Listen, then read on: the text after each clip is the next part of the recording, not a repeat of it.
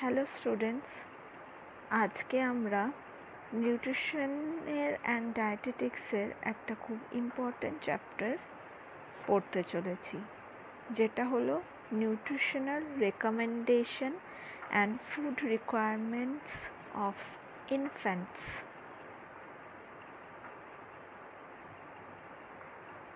প্রথমেই আমরা একটা নিউবর্ন বেবির ব্যাপারে কিছু তথ্য জেনে নেব। The average weight of a newborn baby are around 3.2 kg. A healthy child doubles its weight in 6 months and triples its weight in 1 year.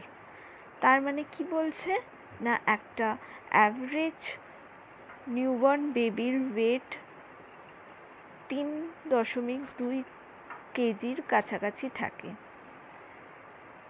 Healthy baby হলে সে তার এই ওয়েটের ডাবল ওজন হয় 6 মান্থসে, আর 3 গুণ ওজন হয় 1 বছরের শেষে।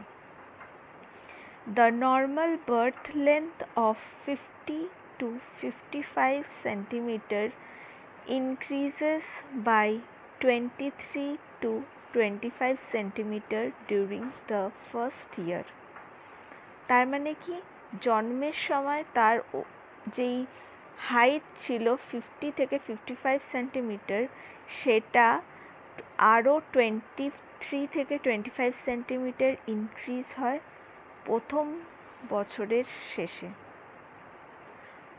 At birth, the child has 75% water and 12 to 15% fat. It changes to 60% water and 24% fat by the end of first year. তাহলে এখানে কি বলছে না, একটা শিশু জন্মের সময় তার শরীরের 75% বা 75% জল থাকে এবং 12 থেকে 15% ফ্যাট থাকে, কিন্তু ফার্স্ট ইয়ারের শেষে সেটা 60% ওয়াটার আর 24% ফ্যাটে কনভার্ট হয়ে যায়। Infants have rapid heart rate of 120 to 140 per minute. তাহলে একটা ইনফ্যান্টের হার্ট রেট কি হয়, খুব ফাস্ট হয়, খুব র্যাপিড, এবং সেটা কত হয় 120 থেকে 140 beats per minute. Haemoglobin levels are 17 to 20 grams per 100 millilitre. তাহলে একটা নিউবর্ন বেবির হেমোগ্লোবিন লেভেল কত থাকে, 17 থেকে 20 গ্রাম পার 100 ml অফ ব্লাডে। Saliva secretion and gastric acids are low in infants under 3 months. তাহলে কি বলছে, যা স্যালাইভা বা লালা ক্ষরণ এবং গ্যাস্ট্রিক অ্যাসিড ক্ষরণ দুটোই খুব লো হয় 3 মাসের নিচের বাচ্চাদের। Kidney function reaches full capacity at the end of first year. তাহলে একটা শিশুর কিডনি ফাংশনের ফুল ক্যাপাসিটি রিচ করতে পুরো প্রথম বছরটা লেগে যায়। The increase in number of brain cells is most rapid in fetal life and the first 6 months at birth. তাহলে কি বলছে না, ব্রেন সেল ডেভেলপ সব থেকে কখন দ্রুত করে, সেটা হলো ফিটাল লাইফে, মানে যখন সে তার মায়ের পেটে থাকে, এবং ফার্স্ট 6 মান্থস অফ বার্থ, মানে জন্মের প্রথম 6 মাসে।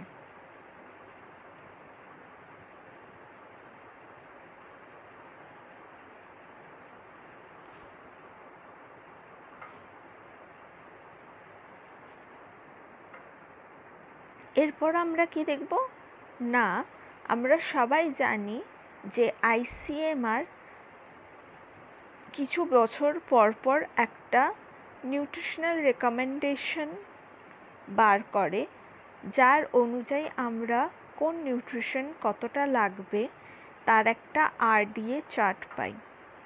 তাহলে নিউট্রিশন রেকমেন্ডেশন যেটা লেটেস্ট 2024 বার করেছে ICMR, সেই অনুযায়ী আমরা কি কি নিউট্রিশনাল রিকোয়ারমেন্টস হয় একটা ইনফ্যান্টের সেটা দেখব। তো আমরা কি দেখছি না, এনার্জি ফার্স্টেই দেখব এনার্জি কত লাগে। সেটা হলো জন্ম থেকে 6 মাস অবধি একটা বাচ্চার এনার্জি হলো 530 কিলো ক্যালোরিজ, আর 6 থেকে 12 মাস তার এনার্জি রিকোয়ারমেন্ট হচ্ছে 660 কিলো ক্যালোরিজ। তারপরে কি বলছে, দ্যাট দ্য এনার্জি রিকোয়ারমেন্ট এটা কি করে পাচ্ছে না, একটা ইনফ্যান্টের প্রথম 6 মাসের এনার্জি রিকোয়ারমেন্ট হলো 90 kilo calories per KG per day and 80 kilo calories per KG per day for 6 to 12 months of baby. মানে কি না, প্রত্যেক কেজি ওজনের পিছু 90 কিলো ক্যালোরি করে এনার্জি লাগে প্রথম 6 মাস এবং 80 কিলো ক্যালোরি করে প্রত্যেক কেজি ওজনের পিছু এনার্জি লাগে 6 থেকে 12 মাস বা শেষের 6 মাস। তারপর আমরা কি দেখছি, fat and essential fatty acids. তো এতে কি দেখছি, alpha linoleic acid for infants of 0 to 6 months is 0.2 to 0.3% and 6 to 12 months is 0.4 to 0.6%। তাহলে কি না, আলফা লিনোলেইক অ্যাসিড সেটা জন্ম থেকে 6 মাস অবধি আমাদের লাগছে 0.2 to 0.3%, আর 6 থেকে 12 মাস লাগছে 0.4 থেকে 0.6%। এরপর কি দেখছি না, fat content of human milk provides 40 to 60 E of required essential fatty acid।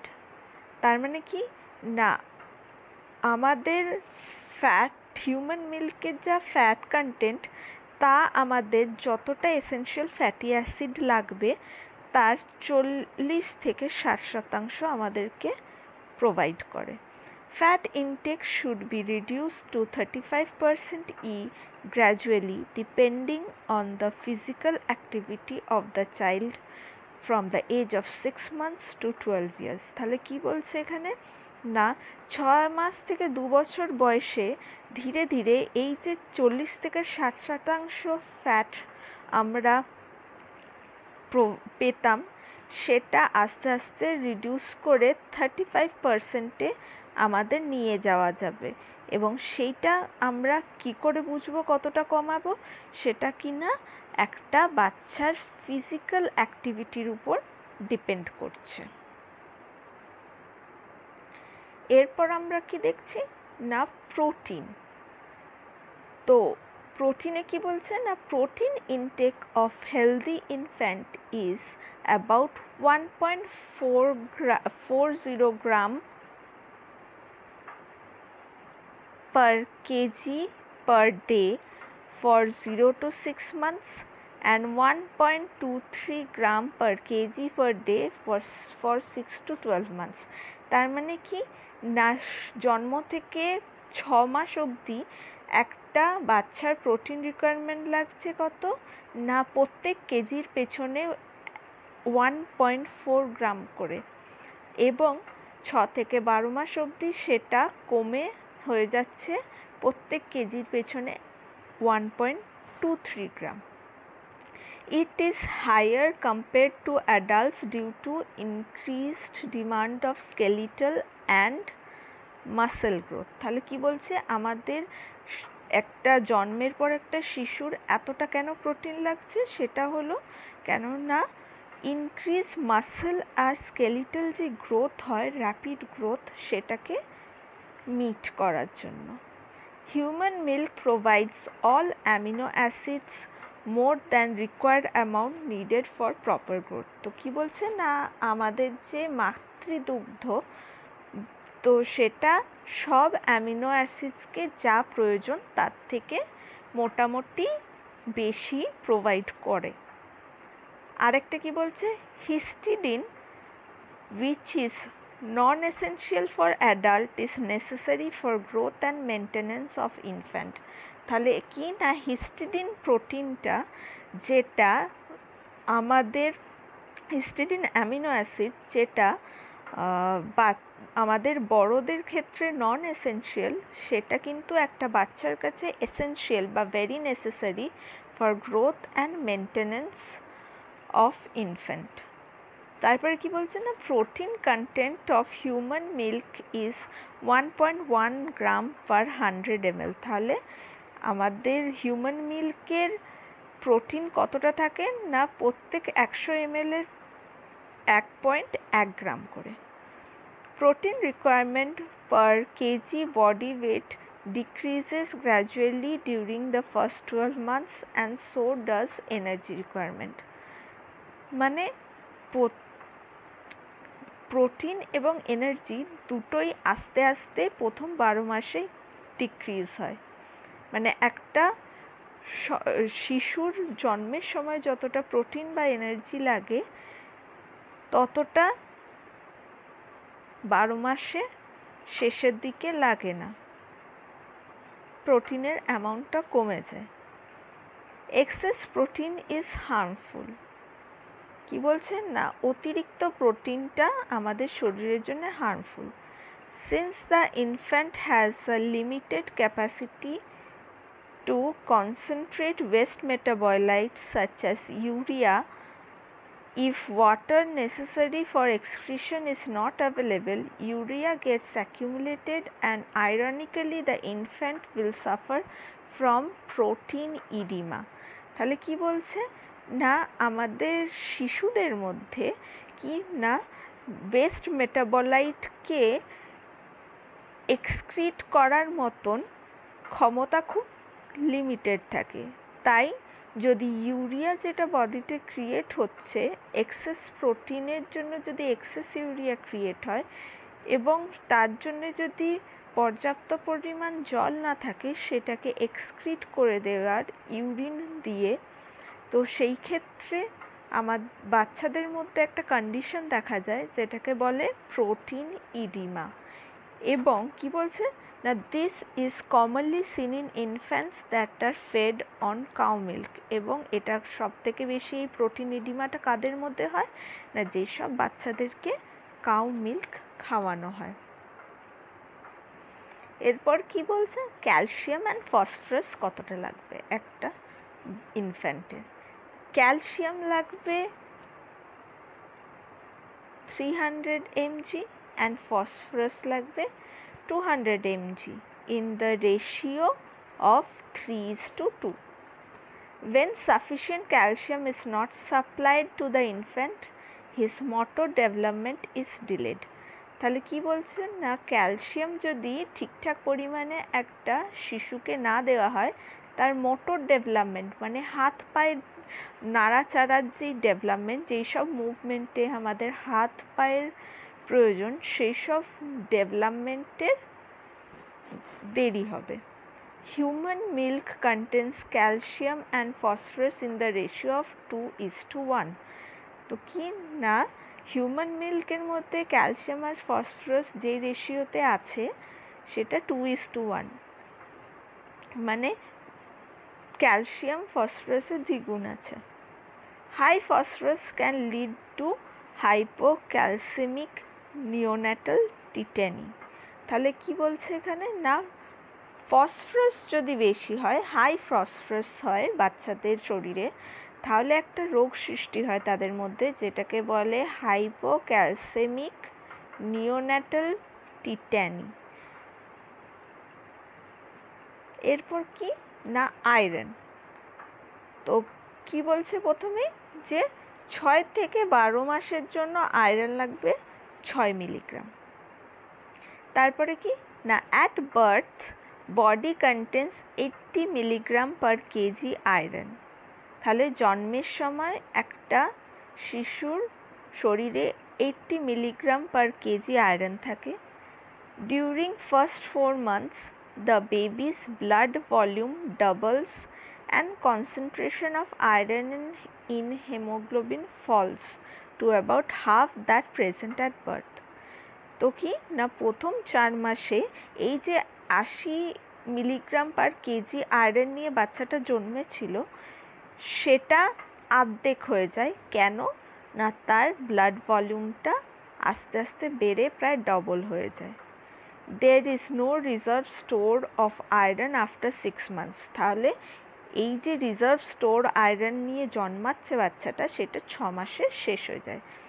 Therefore, iron enriched solid food should be complemented to breast milk for 7 to 12 months of age. তাহলে 7 থেকে 12 বছর যেমনি বাচ্চার বয়স হবে সঙ্গে সঙ্গে আমাদের আয়রন রিচ সাপ্লিমেন্টেড ফুড বাচ্চাকে প্রোভাইড করতে হবে।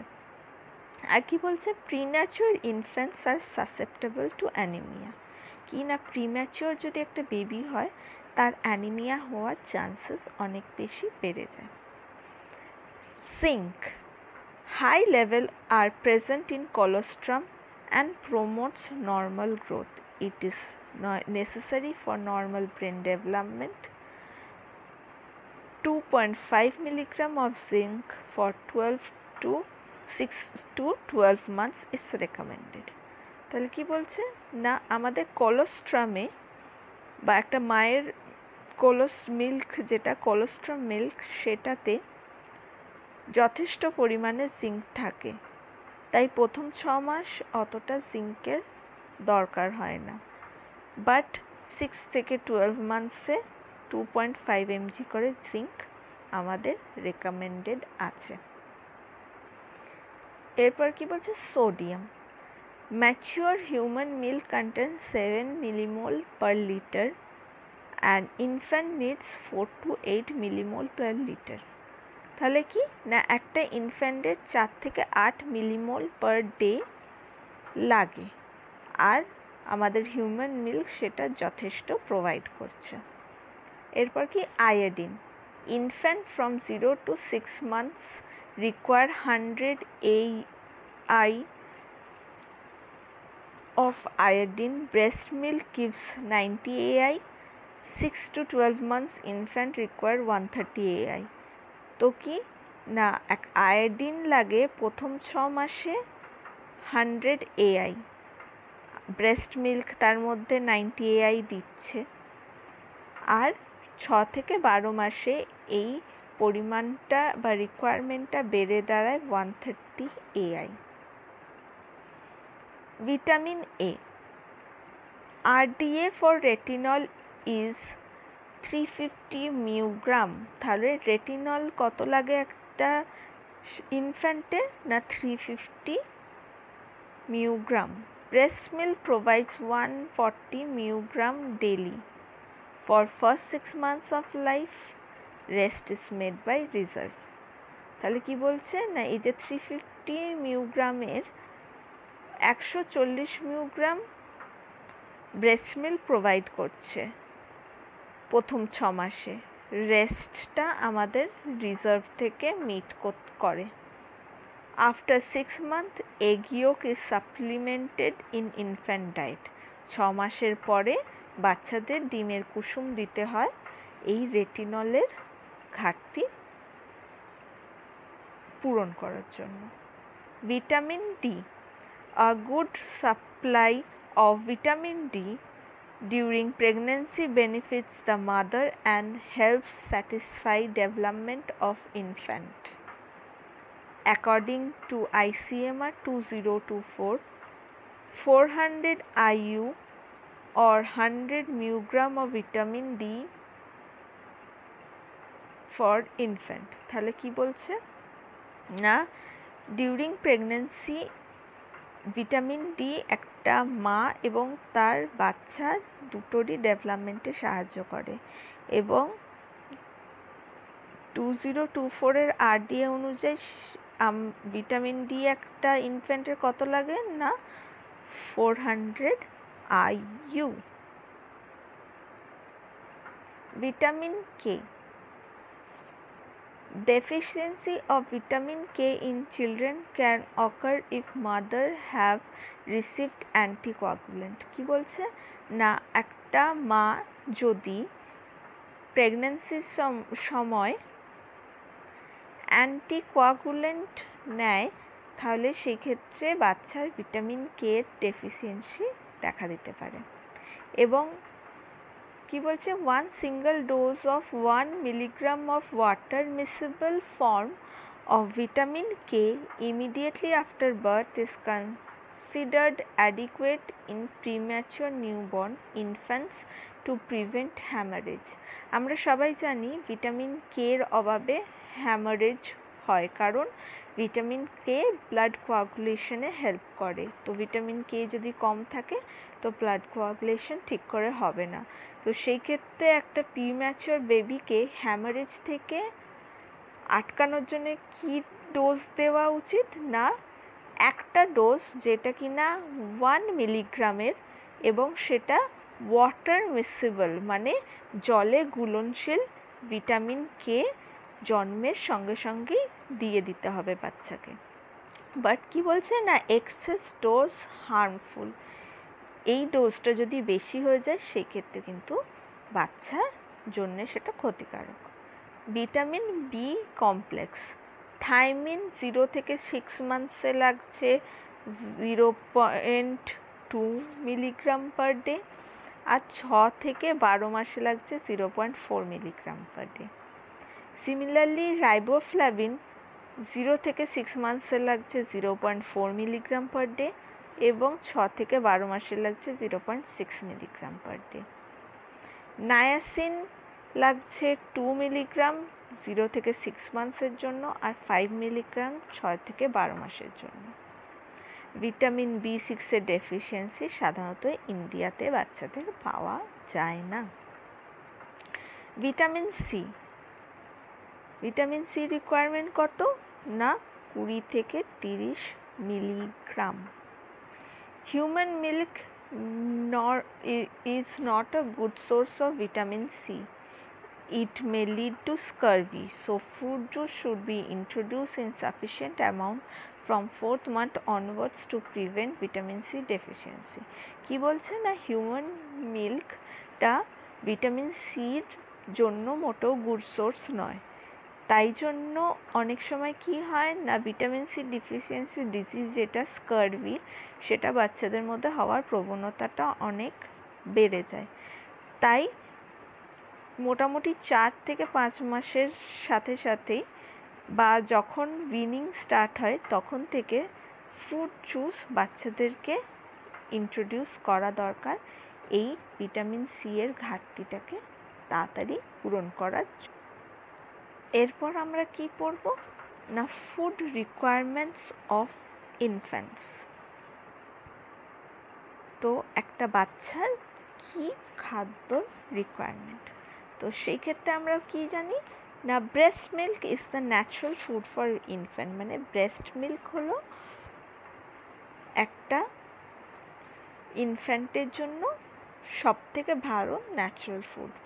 The infant should be put to breastfeeding within half hour after normal delivery and within 4 hours after cesarean section. তাহলে একটা বাচ্চা নর্মাল ডেলিভারিতে হওয়ার পর আধ ঘন্টার মধ্যে তাকে ব্রেস্টফিড করাতে হবে এবং যদি তার মায়ের যদি সিজারিয়ান সেকশন হয় তাহলে 4 ঘন্টার মধ্যে তাকে ব্রেস্টফিড করাতে হবে। Sucking reflex is most active at birth.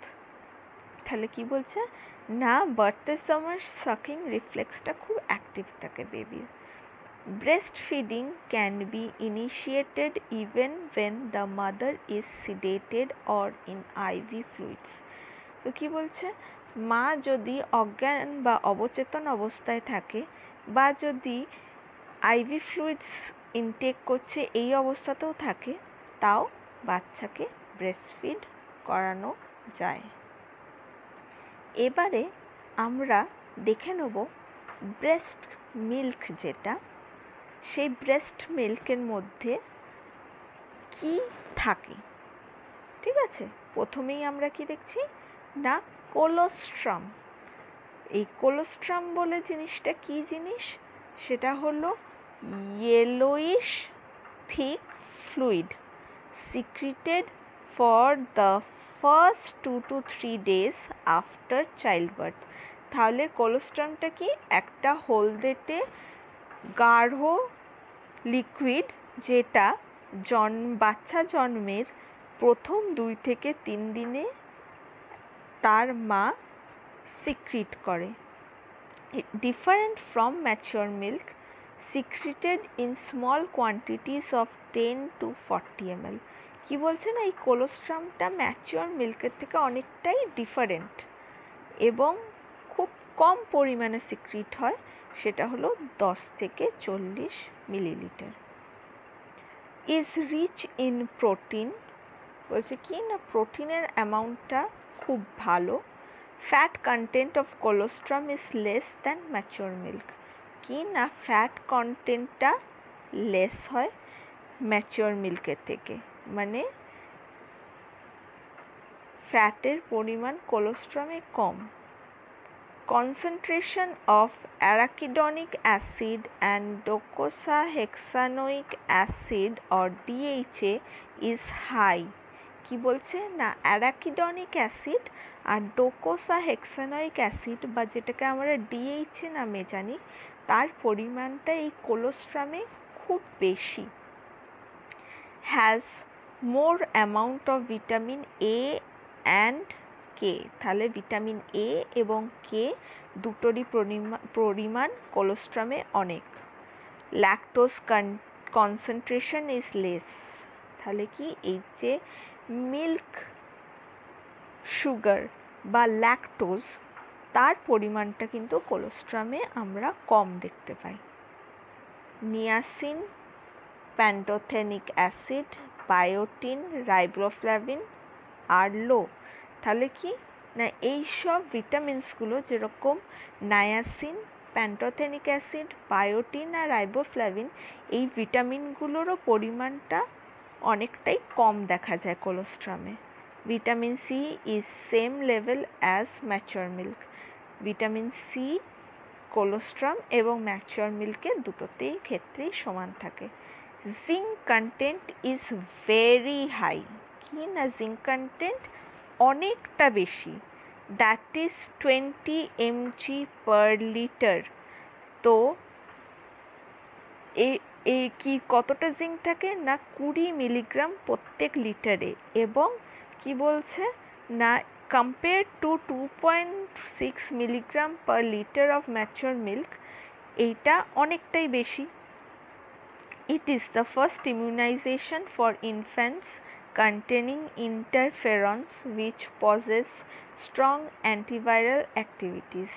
তাহলে কি বলছে না, কোলোস্ট্রাম একটা বাচ্চার ফার্স্ট ইমিউনাইজেশন, এবং কেন না, কোলোস্ট্রামের মধ্যে ইন্টারফেরন্স বলে কিছু ছোট ছোট মলিকিউলস পাওয়া যায়, যেটা কি না অ্যান্টিভাইরাল অ্যাক্টিভিটি প্রডিউস করে বা ভাইরাসের এগেনস্টে ইমিউনাইজ করে বডিকে। Contains B12 binding protein, rendering B12 availability for growth of E. coli and other bacteria। আর কি থাকে কোলোস্ট্রামে না, B12 বাইন্ডিং প্রোটিন বলে একটা প্রোটিন থাকে, যেটা B12-এর অ্যাভেলেবিলিটি বা B12 কতটা পাওয়া যাচ্ছে শরীরে, সেইটার অ্যাভেলেবিলিটিটাকে অনেকটা কমিয়ে দেয়, যার ফলে ই কোলি বা আদার ব্যাকটেরিয়া, যেটা B12-এর সাহায্যে গ্রো করে গাটে, সেটা বাচ্চার মধ্যে গ্রো করতে পারে না বা কম গ্রো করে, যার ফলে কি না ইনফেকশনস কম হয় বাচ্চাদের গাটসে, bacterial infection. It also content antibodies against viral diseases like smallpox, polio, measles, influenza etcetera. তাহলে কি না কোলোস্ট্রামের মধ্যে অনেক অ্যান্টিবডিজ থাকে যেটা কি না স্মল পক্স, পোলিও, মিজল আর ইনফ্লুয়েঞ্জা এই জাতীয় রোগ থেকে আমাদের আটকায়। Enzymes like lysozyme, peroxidase, xanthan oxidase promotes self maturation is more। তাহলে কি না লাইসোজাইম, পেরক্সিডেজ আর xanthan oxidase এই তিনটে এনজাইম আমরা কোলোস্ট্রামে পাই যেটা কি না সেলফ ম্যাচুরেশন মানে একটা বাচ্চাকে বড় হতে বা ম্যাচিওর হতে অনেকটাই সাহায্য করে। Colostrum helps a baby pass his or her first স্টুল। তাহলে কি না কোলোস্ট্রাম একটা বাচ্চাকে তার প্রথম মলত্যাগে সাহায্য করে বা মলত্যাগ করতে সাহায্য করে। Help in the excretion of excess bilirubin preventing jaundice. তার সাথে সাথে কি করে শুধু যে স্টুল পাস করতে সাহায্য করে তাই না, এক্সেস বিলিরুবিনটাও শরীর থেকে বের করতে সাহায্য করে, যার ফলে জন্ডিসের প্রিভেনশনটা অনেকটা বেটার হয়। এরপর কোলোস্ট্রামের পর আমরা কি পাই না transition milk. For the next 2 weeks milk increases in quality. কি না কোলোস্ট্রাম তো প্রথম 2 থেকে 3 দিন বেরোলো, তারপরের 2 week মিল্কের কি হয় না কোয়ান্টিটিটা বা পরিমাণটা বৃদ্ধি পায় আর changes its appearance and composition. তার সাথে সাথে কি না তার অ্যাপিয়ারেন্সটাও চেঞ্জ হয় এবং কম্পোজিশন মানে কি দিয়ে দিয়ে বানানো হচ্ছে বা কী দিয়ে তৈরি হচ্ছে মিল্কটা সেটাও চেঞ্জ হয়। এই যে প্রথম 2-3 দিনের পরে যে 2-3 সপ্তাহের চেঞ্জটা, সেই মিল্কটাকে আমরা বলি কি না transition milk.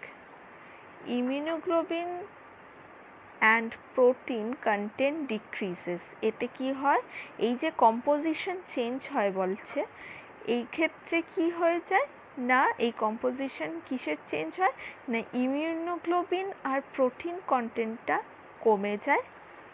Fat sugar content increases. আমরা পড়েছিলাম কোলোস্ট্রামে ফ্যাটের কন্টেন্টও কম থাকে আর সুগার বা ল্যাকটোজ যেটা মিল্ক সুগার সেটারও কম থাকে, কিন্তু এই ট্রানজিশন মিল্কে সেই দুটোরই পরিমাণটা অনেকটা বৃদ্ধি পায়। The composition of milk changes even during the length of single feeding। কি বলছে না একবার যখন একটা বাচ্চাকে ফিড করা হয় সেই পুরো ফিডের পুরো সময়টাতেও এই মিল্কের একটা চেঞ্জ হয়। প্রথমে কি হয় না ফোর মিল্ক মানে একটা বাচ্চা যখন প্রথমে ফিড করতে স্টার্ট করে প্রথম যেটা আসে সেটা হলো four milk. Comes out first and is watery, low level of fat, high in lactose। কি বলছে না ফ্যাটের level low but high in lactose, protein, vitamin, mineral and water. তাহলে কি না এই যে ফোর মিল্ক সেটার ফ্যাটের পরিমাণ কম থাকে কিন্তু ল্যাকটোজ, প্রোটিন, ভিটামিন, মিনারেল আর ওয়াটারের পরিমাণটা অনেকটা বেশি থাকে এবং কি বলছে না স্যাটিসফাইস বেবিস থার্স্ট মানে এই যে জলের পরিমাণটা বেশি থাকে এর জন্য বাচ্চার তেষ্টা মেটে। এরপরে কি আসছে না hind milk. Comes letter in feed, is richer, in fact satisfies baby's hunger। এবারে কি না ফোর মিল্ক তো বাচ্চার তেষ্টা মেটালো, তারপর আসবে হাইন্ড মিল্ক যেটা বাচ্চার খিদে বা hunger matter. Supplies more energy, exclusive breast feeding for 0 to 6 months gives baby best start in life. প্রথম 0 থেকে 6 মাস বাচ্চা যে এই যে এক্সক্লুসিভ যদি ব্রেস্ট ফিড করে, মানে শুধু ব্রেস্ট ফিডিং করে, তাহলে তার লাইফের স্টার্টটা অনেক বেটার হয়। No water or supplementary food to be given during this period. এই সময় দুধ ছাড়া আর কিছু বাচ্চাকে দেওয়াটা উচিত না।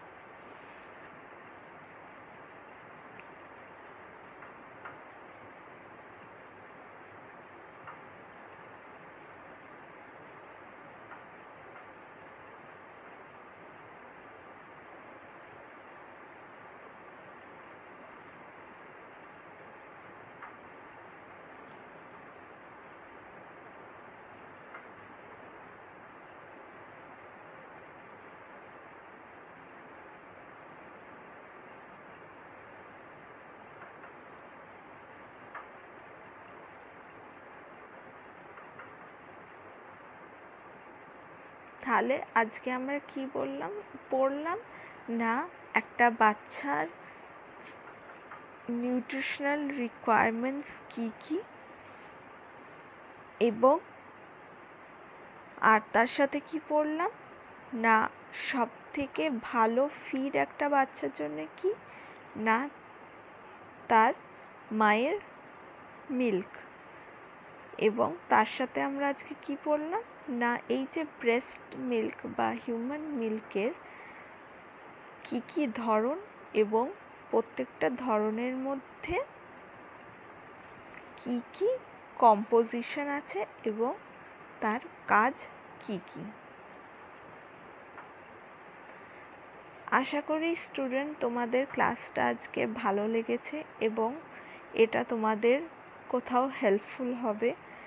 যদি তোমরা এই ক্লাস থেকে হেল্প পেয়ে থাকো, তাহলে প্লিজ এই ক্লাসটাকে লাইক করো এবং শেয়ার করো, যাতে তোমার মতন আরও কিছু জনে এটা থেকে বেনিফিট করতে পারে।